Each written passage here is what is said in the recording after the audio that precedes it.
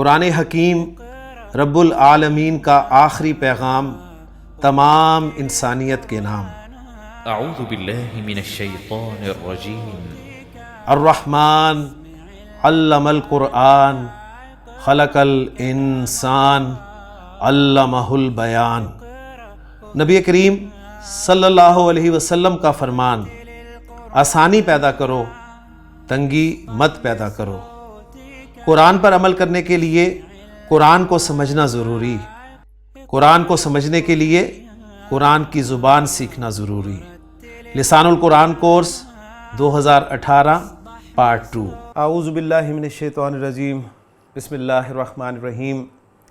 قال اللہ تعالی فی سورۃ المنافقون ہم الذین یقولون لا تنفقوا علی من عند رسول اللہ حتی ینفضوا وللہ خزائن السماوات والارض ولکن المنافقین لا یفقہون یقولون لئن رجعنا الی المدینۃ لیخرجن الاعز منها الاذل وَلِلَّهِ الْعِزَّةُ وَلِرَسُولِهِ وَلِلْمُؤْمِنِينَ وَلَكِنَّ الْمُنَافِقِينَ لَا يَعْلَمُونَ۔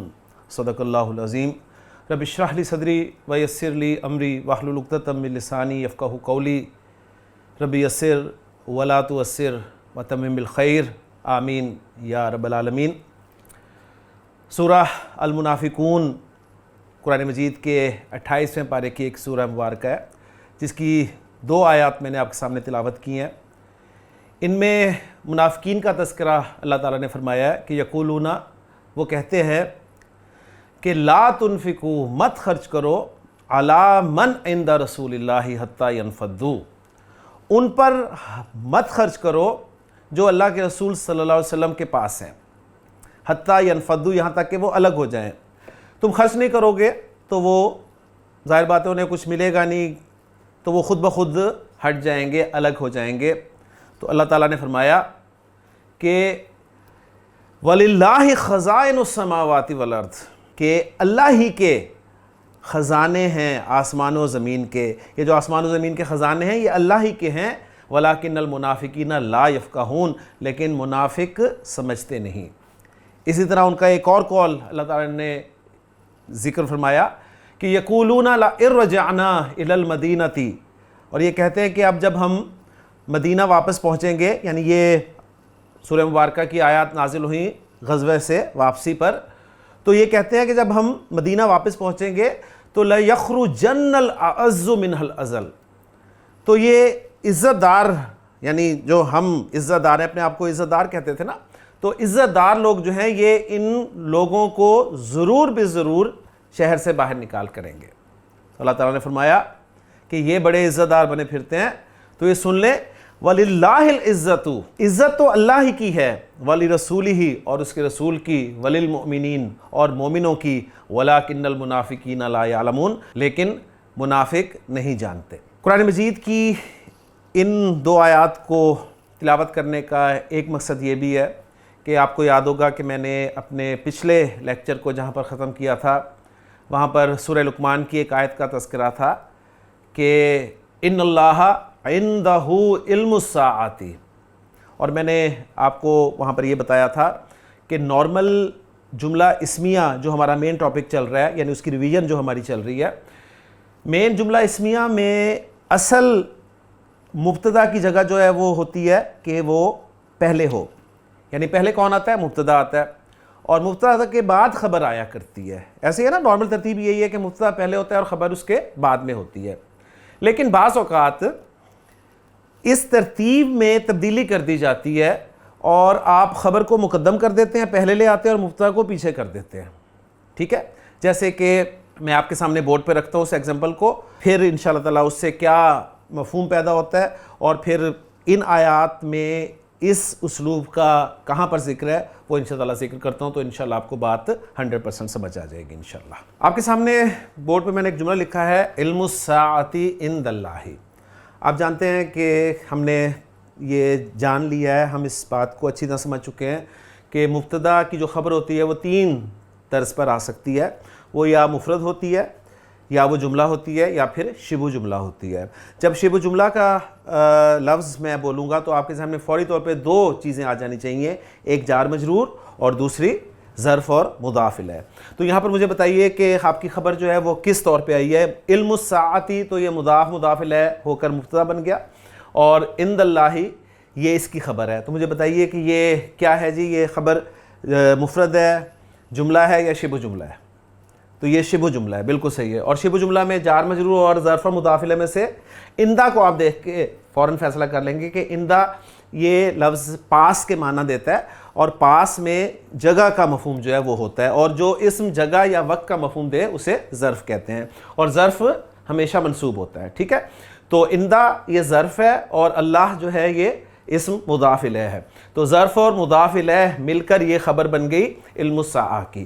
تو اس کا ہم ترجمہ یوں کریں گے کہ علم الساعتی عند اللہ، قیامت کا علم، الساعہ قیامت یعنی قیامت کے جو مختلف نام ہیں ان میں سے الساعہ ایک نام ہے۔ ساعتن کے معنی جیسے کہ میں عرض کر چکا ہوں پہلے پچھلے کورس میں، مجھے یاد ہے جب میں نے سورۃ الغاشیہ کی آیات آپ کے سامنے ذکر کی تھی کہ قیامت کے مختلف نام اللہ تعالیٰ نے قرآن مجید میں ذکر کیے ہیں۔ تو ساعتن کے لغوی معنی ہوتے ہیں گھڑی کے، تو جب اسے الساعہ ہم کریں گے تو کوئی خاص گھڑی بھی مراد ہو سکتی ہے، اور پھر قیامت کی گھڑی جو کہ صحیح اصل حقیقی گھڑی ہے اس کے لیے پھر لفظ جو ہے قرآن مجید نے الساعہ بھی استعمال کیا ہے۔ تو یہاں پر جملہ اس کا ترجمہ یوں بن رہا ہے کہ علم الساعتی عند اللہ، قیامت کا علم اللہ کے پاس ہے۔ یہ مبتدا ہے اور یہ خبر ہے۔ مبتدا کی اصل جگہ پہلے آنا ہے اور خبر کی اصل جگہ بعد میں آنا ہے، لیکن بعض اوقات ہم خبر کو مبتدا سے پہلے لے آتے ہیں اور مبتدا کو مؤخر کر دیتے ہیں۔ جیسے اسی جملے میں اگر میں یہ تبدیلی لاؤں تو جملہ کیا بنے گا؟ جملہ یوں بنے گا عند اللہ علم الساعتی۔ آپ اگر تھوڑا غور کریں تو آپ کہیں گے ترجمہ تو وہی بن رہا ہے کہ علم الساعتی عند اللہ، قیامت کا علم اللہ کے پاس ہے، اور عند اللہ علم الساعتی، اللہ کے پاس قیامت کا علم ہے، ٹھیک؟ یعنی ترجمہ مفہوم وہی بن رہا ہے، لیکن یہاں پر نوٹ کر لیں اس میں آپ دیکھیں آپ کو ایمفسس ملے گا۔ ایمفسس کس حساب سے ملے گا کہ عربی زبان میں ایک قاعدہ ہے، ایک رول ہے، تقدیم ما حقہ التاخیر، وہ چیز جس کا حق ہو کہ وہ پیچھے آئے اس کو مقدم کر دینا، اس کو اگر مقدم کر دیں، اس کو آگے کر دیں تو یفید الحصر والکسر والتخصیص، یہ چیز فائدہ دیتی ہے حصر کا، کسر کا اور تخصیص کا۔ یعنی ابھی اس ٹرمینالوجی میں آپ نہ پڑھیں، اس میں ایک خصوصیت پیدا ہو جاتی ہے، یعنی ایمفسس پیدا ہو جاتا ہے، اس میں تاکید پیدا ہو جاتی ہے۔ اور اردو زبان میں ہم تاکید کو نارملی ہی کے لفظ کے ساتھ ذکر کرتے ہیں۔ مثلا میں کہوں گا اب اس کا ترجمہ کچھ یوں کروں گا کہ عند اللہ علم الساعتی، قیامت کا علم اللہ ہی کے پاس ہے۔ علم الساعتی عند اللہ، قیامت کا علم اللہ کے پاس ہے، لیکن میں نے جب عند اللہ علم الساعتی کر دیا تو اس کا ترجمہ بن گیا قیامت کا علم اللہ ہی کے پاس ہے، یا اللہ ہی کے پاس قیامت کا علم ہے۔ ٹھیک ہو گیا؟ تو یہ آپ کو اسلوب پتہ چلا کہ اس طریقے سے اگر آپ تقدیم اور تاخیر کر دیں مبتدا اور خبر میں تو ایک ایمفسس جو ہے وہ پیدا ہوتا ہے۔ جو نارمل قاعدہ ہے وہ میں آپ کے سامنے ذکر کر چکا ہوں کہ مبتدا کی اصل جگہ ہے پہلے آنا، اور خبر کی اصل جگہ ہے کہ وہ مبتدا کے بعد آئے۔ لیکن آپ اگر حصر یعنی تاکید پیدا کرنا چاہتے ہیں، ایمفسس لانا چاہتے ہیں جملے میں، تو آپ خبر کو مقدم کر سکتے ہیں اور مبتدا کو مؤخر کر سکتے ہیں۔ تو یہ مبتدا کے مؤخر ہونے کی ایک وجہ میں نے آپ کے سامنے ذکر کی ہے، اور اس کا مطلب ہے کہ اگر ایک وجہ یہ ہے تو کچھ اور وجوہات بھی ہو سکتی ہیں، وہ انشاءاللہ آپ کے سامنے آگے آ جائیں گی۔ تو اب میں لاتا ہوں آپ کے لیے یہ آیات جو میں نے سورہ المنافقون میں آپ کے سامنے تلاوت کی ہیں۔ منافقین نے کہا کہ مت خرچ کرو ان پر جو اللہ کے رسول کے پاس ہیں، یہاں تک کہ وہ الگ ہو جائیں۔ تو اللہ تعالیٰ نے فرمایا للہ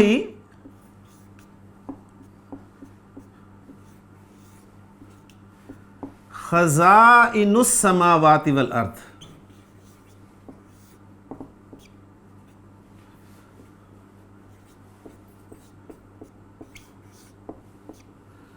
یہ نوٹ کریں ذرا، للہ جار مجرور آ رہا ہے۔ جار مجرور جب بھی شروع میں آئے گا ذہن میں رکھیے گا، ہم پہلے یہ پڑھ چکے ہیں کہ جار مجرور کبھی بھی جملے میں مبتدا نہیں بن سکتا۔ جار مجرور اور ظرف، اب ظرف بھی ایڈ کر لیں ساتھ، جار مجرور اور ظرف کبھی بھی جملے میں مبتدا نہیں بن سکتے، یعنی جملہ اسمیہ میں کبھی بھی وہ مبتدا نہیں بن سکیں گے، وہ ہمیشہ خبر ہی بنیں گے۔ تو ویسے تو ان کی جگہ اصل میں ہے کہ وہ مبتدا کے بعد آئیں، لیکن بعض اوقات ایمفسس کے لیے آپ انہیں مقدم کر دیتے ہیں مبتدا پر.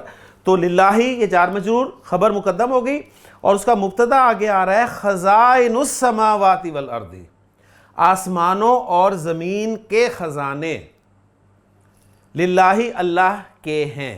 یعنی لفظی ترجمہ اگر ہم رکھیں نارمل ترتیب کے ساتھ تو یوں بنے گا کہ خزائن السماوات والارض للہ، آسمانوں زمین کے خزانے اللہ کے ہیں. اب میں نے کیا کیا، للہ کو خبر کو مقدم کر دیا اور مبتدا کو مؤخر کر دیا، تو اس سے ایمفسس پیدا ہو گیا جملے میں. اور پھر ترجمہ ہم یوں کریں گے کہ آسمان و زمین کے خزانے اللہ ہی کے تو ہیں، اللہ ہی کے ہیں، اللہ ہی کے ہیں آسمان و زمین کے خزانے، وَلَكِنَّ الْمُنَافِقِينَ لَا يَفْقَهُونَ، لیکن منافق جانتے نہیں. اسی طرح انہوں نے یہ کہا کہ عزت دار جو ہیں وہ ان دوسرے لوگوں کو باہر نکال کریں گے شہر سے، تو اللہ تعالیٰ نے فرمایا لِلَّهِ الْعِزَّةُ. اب دیکھیں اصل جملہ العزت للہ، العزہ تمام کی تمام عزت، پوری کی پوری عزت. تمام کا ترجمہ میں کیوں کہہ رہا ہوں؟ ال کی وجہ سے. ال میں آپ کو پتہ ہے کہ کل کا مفہوم بھی ہوتا ہے. دی، جس طرح انگریزی زبان میں دی جو ہے وہ دو خاص مفاہیم ادا کرتا ہے، ایک تو پرٹیکولر کا اور دوسرا کلاس کا. ٹھیک ہے، جس طرح جب ہم دا کاؤ کہتے ہیں تو دی کاؤ سے مراد کوئی خاص گائے بھی ہو سکتی ہے اور گائے کی جنس بھی مراد ہو سکتی ہے. تو للہ العزت، پوری کی پوری عزت، تمام کی تمام عزت اللہ کی ہے. العزت للہ، اس کا ترجمہ میں نے یہ کیا. اور جب میں نے للہ کو مقدم کر دیا اور العزہ کو مؤخر کر دیا، تو اب ترجمہ میں یوں کروں گا اللہ ہی کی ہے ساری کی ساری عزت، ساری کی ساری عزت اللہ ہی کی ہے. وَلِلَّهِ الْعِزَّةُ وَلِرَسُولِهِ وَلِلْمُؤْمِنِينَ، اور عزت کس کی ہے؟ اس کے رسول کی ہے اور مومنین کی ہے. وَلَكِنَّ الْمُنَافِقِينَ لَا يَعْلَمُونَ، لیکن منافق جو ہے وہ جانتے نہیں. تو الحمدللہ یہ کانسیپٹ بھی الحمدللہ کلیئر ہو گیا. اور قرآن مجید میں آپ کو ایک کانسیپٹ بہت زیادہ ملے گا، اور اکثر جگہ پہ آپ دیکھیں گے کہ اسی خبر کو مقدم کیا جائے گا جو کہ شبہ جملہ پر مشتمل ہوگی. ٹھیک ہے، یہ جو تین ایگزامپلز آپ کے سامنے آئیں گے، ان تینوں جملوں میں آپ نے نوٹ کیا ہے کہ خبر جو ہے وہ شبہ جملہ پر مشتمل ہے. نارمل خبر عام طور پہ کرنا جائز تو ہے، یعنی آپ اسے مقدم کر سکتے ہیں مبتدا پر، لیکن ایمفسس کے لیے جو ہے زیادہ آپ کو اسلوب جو قرآن مجید میں ملے گا وہ یہی ملے گا کہ خبر جار مجرور یا ظرف مضاف الیہ ہوگی جس کو مقدم کیا گیا ہوگا. جیسے کہ بڑی خوبصورت آیت قرآن مجید کی ہے کہ للہ ما فی السماوات و ما فی الارض، آسمان و زمین میں جو کچھ ہے وہ اللہ ہی کا ہے. ٹھیک ہو گیا نا؟ تو اس طرح کا اسلوب الحمدللہ آپ کو ملے گا. تو یہ ایک چھوٹا سا پورشن تھا آپ کے لیے جملہ اسمیہ کا، یہ بھی میں نے کور کر دیا. اب میں یہ آپ کو بتاؤں گا کہ مبتدا جو ہے وہ جیسا کہ ہم پڑھ چکے ہیں اپنے جملہ اسمیہ کے رولز کے اعتبار سے کہ مبتدا جو ہے وہ اکثر معرفہ ہوتا ہے اور خبر جو ہے وہ اکثر نکرہ ہوتی ہے. ٹھیک ہے، تو اس کا مطلب یہ ہے کہ خبر جو ہے یہ معرفہ بھی آ سکتی ہے اور مبتدا جو ہے وہ نکرہ بھی آ سکتا ہے.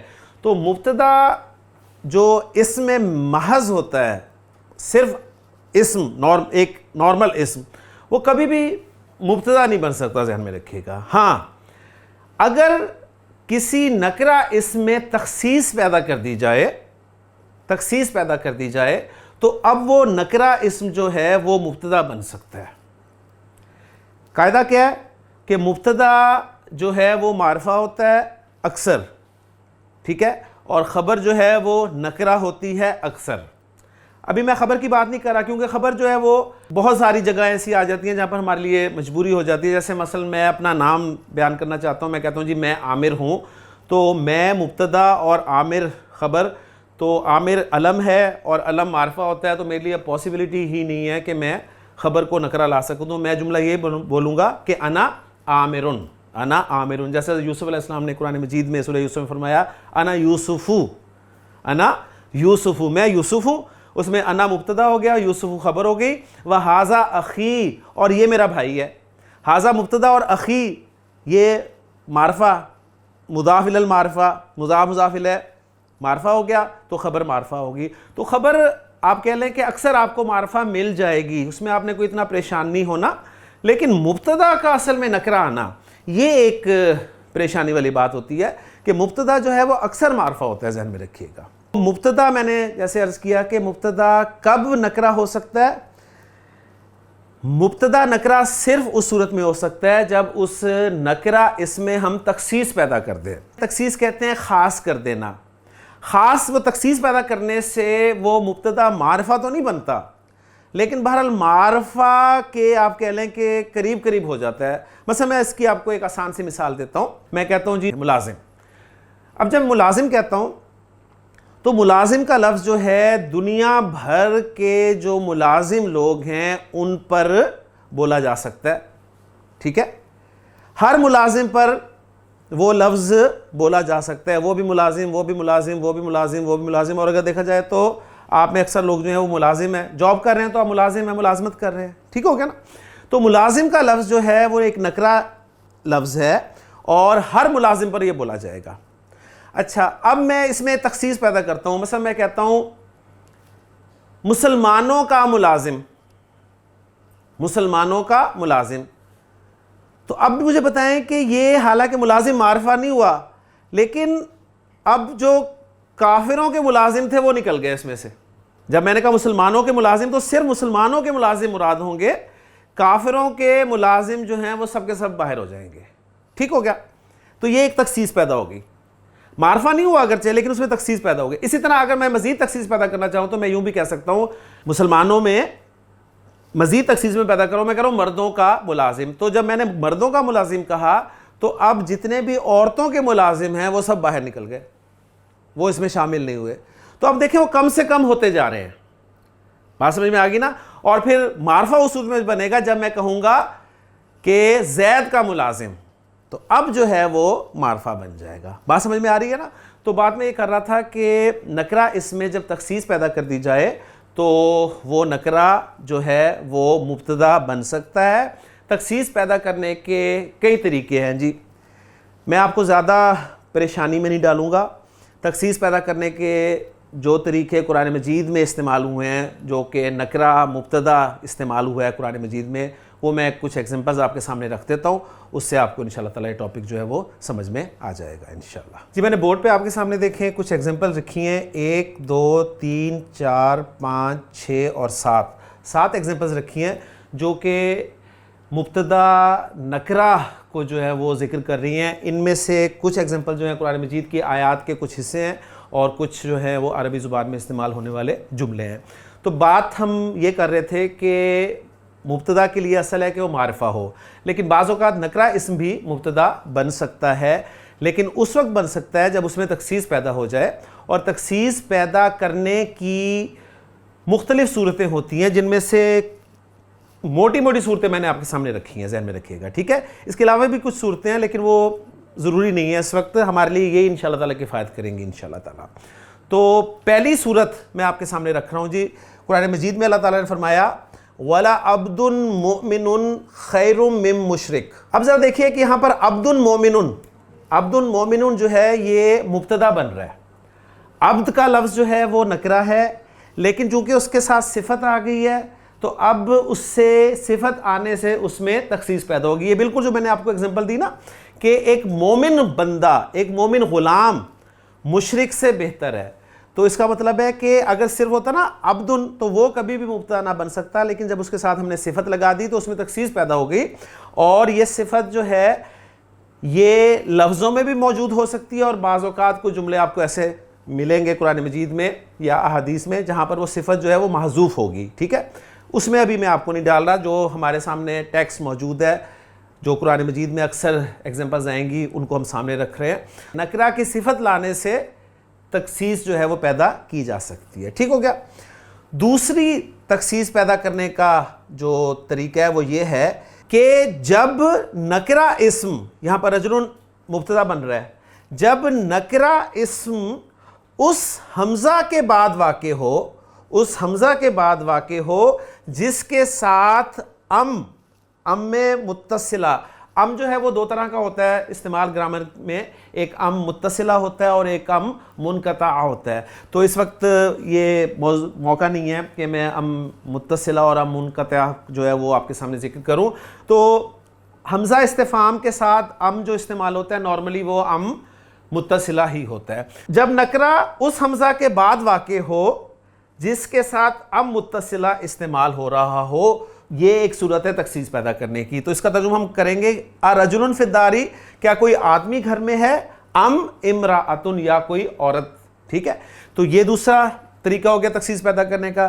تخصیص پیدا کرنے کا تیسرا طریقہ یہ ہے کہ جب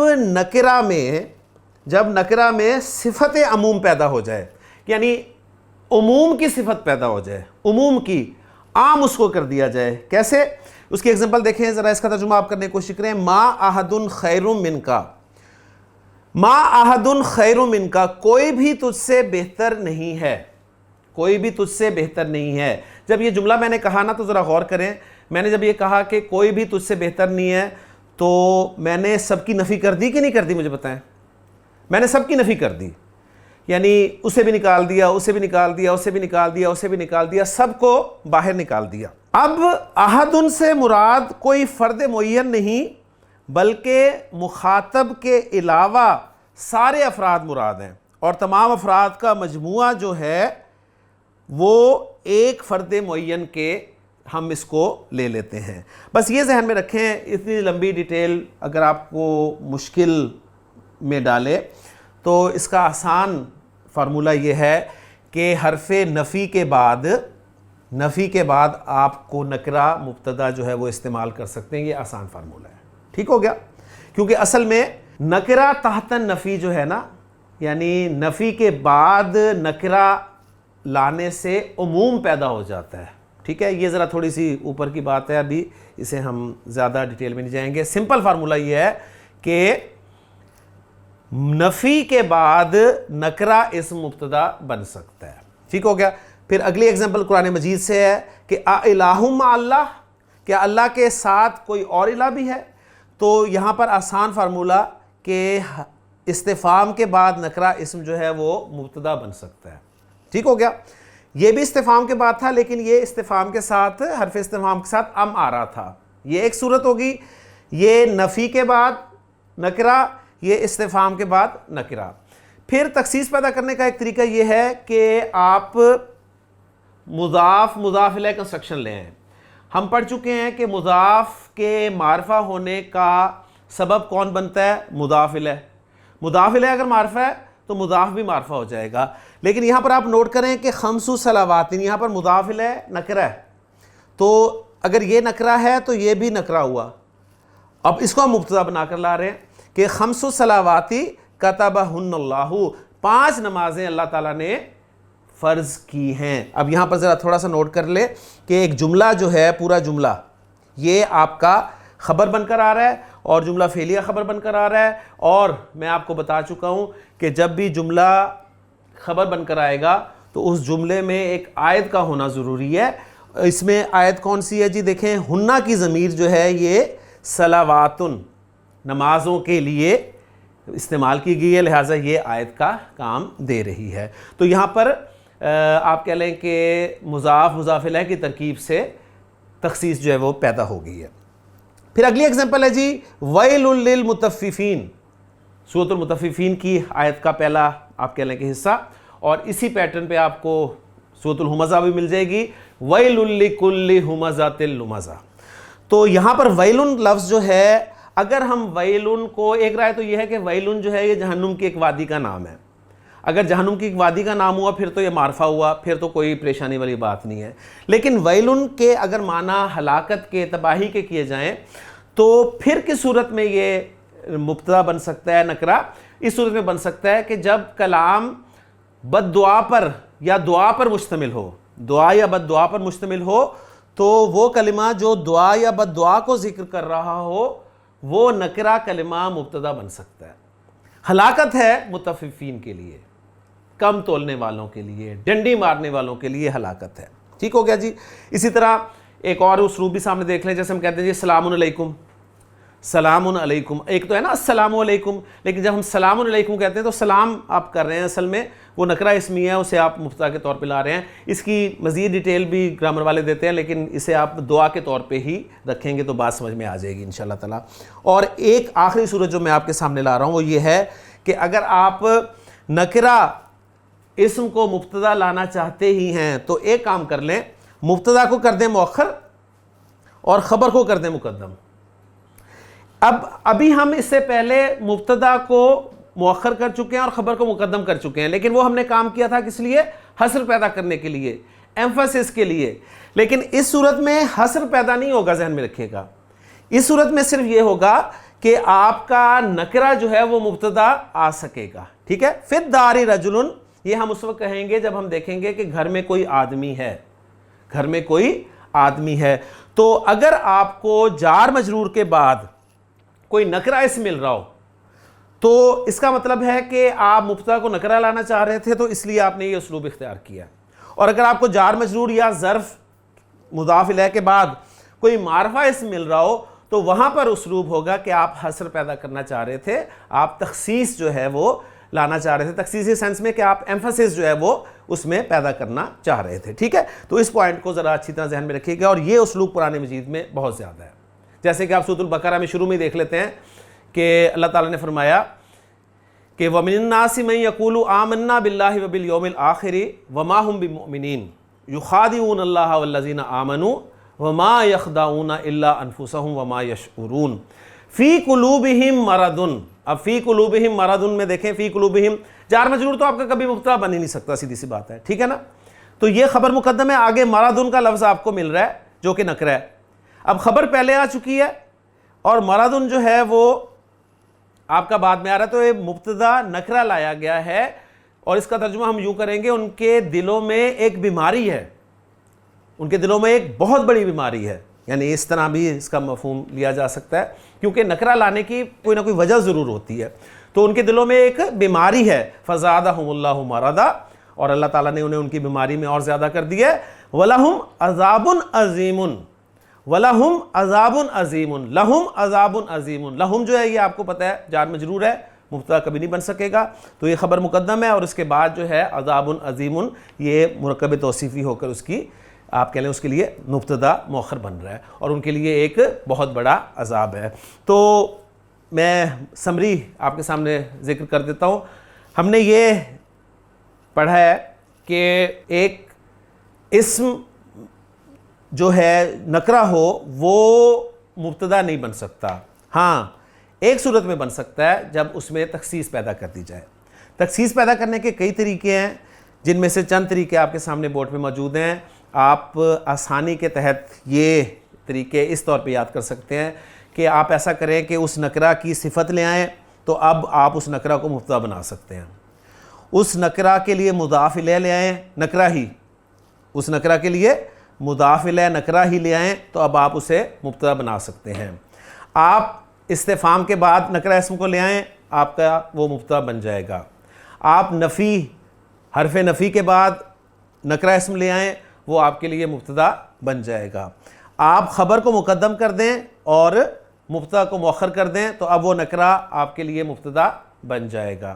اسی طرح آپ کوئی بد دعا یا دعا کے لیے کلمہ استعمال کریں، وہ نکرہ لفظ ہو، تو وہ بھی آپ کا مبتدا جو ہے وہ بن جائے گا۔ تو یہ طریقے تھے جی نکرہ مبتدا آنے کی چند صورتوں کے۔ امید کرتا ہوں کہ الحمدللہ بات آپ کو سمجھ میں آ گئی ہوگی۔ قرآن حکیم رب العالمین کا آخری پیغام تمام انسانیت کے نام۔ اعوذ باللہ من الشیطان الرجیم۔ الرحمن علم القرآن خلق الانسان علمہ البیان۔ نبی کریم صلی اللہ علیہ وسلم کا فرمان، آسانی پیدا کرو، تنگی مت پیدا کرو۔ قرآن پر عمل کرنے کے لیے قرآن کو سمجھنا ضروری، قرآن کو سمجھنے کے لیے قرآن کی زبان سیکھنا ضروری۔ لسان القرآن کورس 2018 پارٹ 2۔